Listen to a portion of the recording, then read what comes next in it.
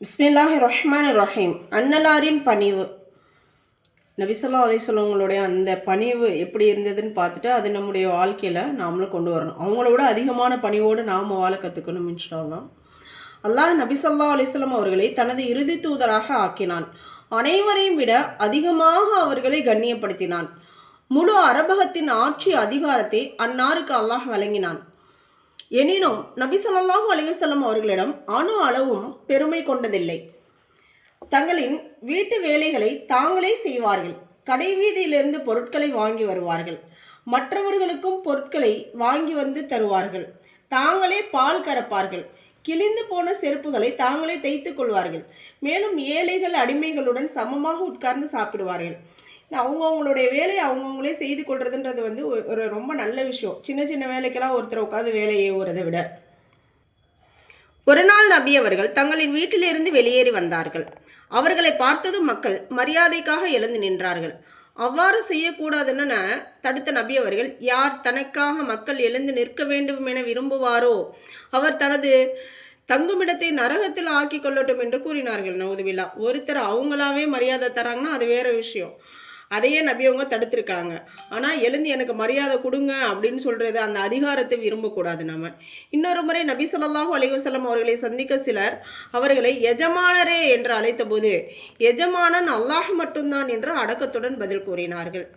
மனநிலை சரியில்லாத ஒரு பெண் நபி அவர்களிடம் வந்து, முஹம்மதே, உம்மால் எனக்கு ஒரு வேலை ஆக வேண்டியுள்ளது என்று கூறி உடனே நபி அவர்கள் எழுந்து அப்பெண்ணுடன் சென்றார்கள். அவள் ஒரு தெருவில் அழைத்து சென்று தெருவிலேயே அமர்ந்து விட்டாள். நபி அவர்களும் அவளுடன் கீழே அமர்ந்து கொண்டார்கள். அப்பெண் கூறிய அனைத்தையும் நபி அவர்கள் அமைதியாக கேட்டார்கள். அதன் பின் அப்பெண் எழுந்து சென்று விட்டாள். நபி அவர்களும் அங்கிருந்து வந்து விட்டார்கள். நபி ஸல்லல்லாஹு அலைஹி வஸல்லம் அவர்கள் மக்கமா நகரை வெற்றி வீரராக நகரினுள் நுழையும் போது ஒரு கழுதையின் மீதமர்ந்தே உள்ளே பிரவேசித்தார்கள். அக்கழுதையில் கடிவாளம் கூட பேரித்தமர நாரினால் போடப்பட்டிருந்தது. அல்லாஹ்விற்கு நன்றி செலுத்தியவாறு நபி அவர்கள் நுழைந்தார்கள். ஒரு ஈருலக தலைவர் அவங்க ஒரு நாட்டை வெற்றி கொண்டு உள்ள நுழையும் போது வெறும் அந்த ஒரு கோவேரி கழுதையின் மூலமாக வர்றாங்க. சுப்ஹானல்லாஹ். ஒரு சமயம் நபி அவர்கள் தமது தோழர் ஒருவரின் வீட்டிற்கு சென்றார்கள். அவர்களை பார்த்துவிட்டு வீட்டில் உள்ள குழந்தைகள் ஓடி வந்தன. அவர்களில் ஒரு சிறுமி நபி அவர்களை புகழ்ந்து ஒரு கவி பாடினாள். அதன் கருத்தாவது, எங்களிடையே ஒரு நபி உள்ளார், நாளை நடப்பதையும் அவர் அறிவார். இக்கவிதையை நபி அவர்கள் கேட்டதையும், நாளை நடப்பதை அல்லாஹ்வை தவிர வேறு யாரும் அறிய முடியாது என்று கூறி அவ்வாறு பாட வேண்டாம் என தடுத்து விட்டார்கள். நபி அவர்களின் பிரியமான மகனார் இப்ராஹிம் என்பவர் குழந்தையாக இருந்தபோது மரணித்த நாளில் சூரிய கிரகணம் ஏற்பட்டது.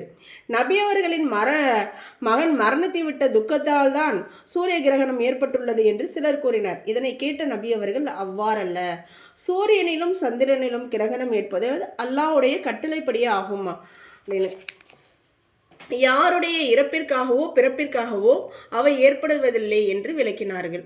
அப்போ சூரிய கிரகணம்னாக்க அன்னைக்கு பிறந்த குழந்தைக்கு கை இல்லை கால் இல்லை, அந்த நேரத்தில் அருவாள் எடுத்து வெட்டக்கூடாது, பண்ணக்கூடாது, அந்த மாதிரி நிறைய சாஷ்டாங்கள் இருக்குது. அதெல்லாம் யாரும் ஃபாலோ பண்ணக்கூடாது.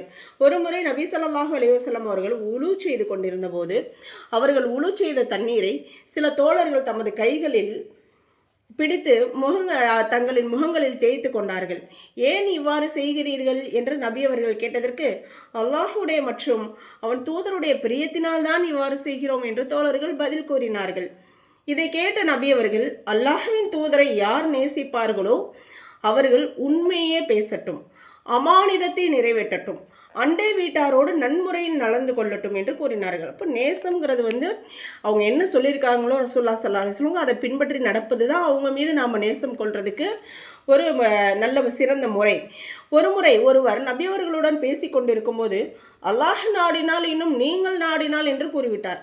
உடனே நபி அவர்கள், நீர் என்னை அல்லாஹ்விற்கு நிகராக ஆக்குகிறீரா, அல்லாஹ் நாடினால் என்று சொல்லுங்கள் என அறிவுறுத்தினார்கள்.